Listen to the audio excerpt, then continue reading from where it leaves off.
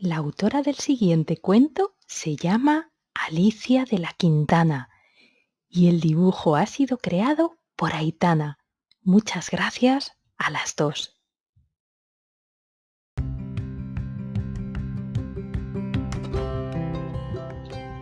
Hola, hoy te voy a contar el cuento de Manchita.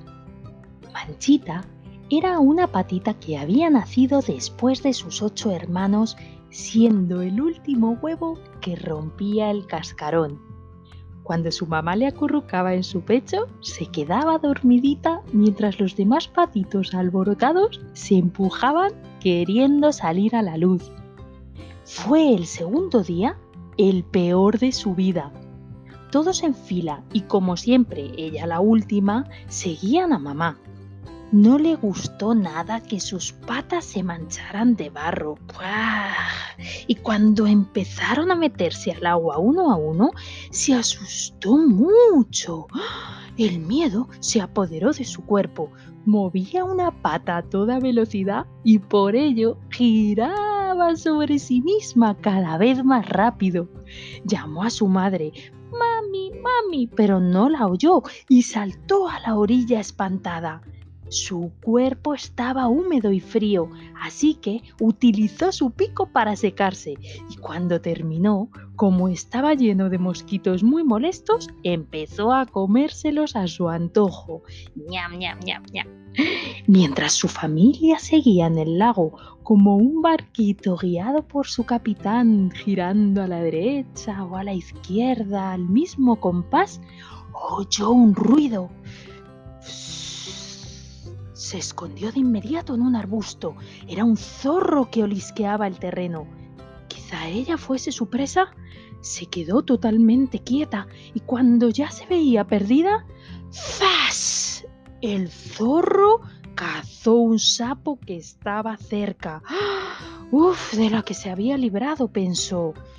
Pasó algo de tiempo hasta que se recuperó y por fin vio llegar a su familia y se incorporó como si no hubiera sucedido nada.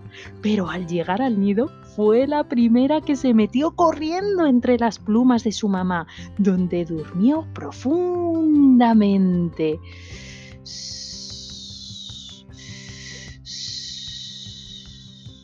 Los días siguientes fueron más de lo mismo. Ella se buscaba la vida comiendo caracoles, mosquitos, bichitos o algún fruto. Eso sí, estaba alerta a cualquier ruido que pudiera ser peligroso, pues cada día el mundo se le hacía más grande. Un día, estando protegida en su guarida, unas nubes negras empezaron a lanzar rayos y truenos espantosos.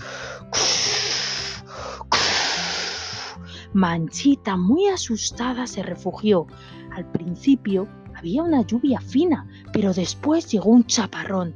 Así que, más aterrorizada por el agua que por el ruido, comenzó a llamar a su mamá llorando. «Mamá, mamá». La mamá volvió apresurada, temiendo por la vida de sus crías ante el peligro de aquella tormenta. Cuando llegó, lo peor fue que uno de sus hijitos no consiguió saltar a la orilla. Cogió un palo para que se agarrara con el pico y le animó a saltar, pero tampoco pudo. Así que esa tarde se quedaron en silencio, sin moverse, muy, muy tristes. Al día siguiente, el sol salió de nuevo, aunque se quedaron por los alrededores, sin ir al lago, y mamá les enseñó las técnicas de caza. Manchita disfrutó de lo lindo. Segura por su experiencia, ayudaba a sus hermanos a buscar la comida mientras observaba cómo su mamá extendía sus alas picoteando y apartando a los animales que querían hacerse con algún patito. Era asombroso lo fuerte que era su madre. Manchita siguió explorando los alrededores cuando de repente algo empezó a moverse bajo sus patas, así que, rápida de reflejos, comprobó que se trataba de una culebra que quería enroscarse. Y vete tú a saber qué más. Empezó a seguirla y cogió piedras con su pico intentando darla hasta que una grande por fin la ahuyentó. Miró a su alrededor y no reconoció el lugar. Su mente se bloqueó de repente. Se había perdido. Pero decidió tomar acción y seguir sus huellas en busca del lago. Y entonces oyó a su madre a lo lejos que la llamaba ¡Manchita!, mientras la esperaba en la orilla con el resto de sus hermanos.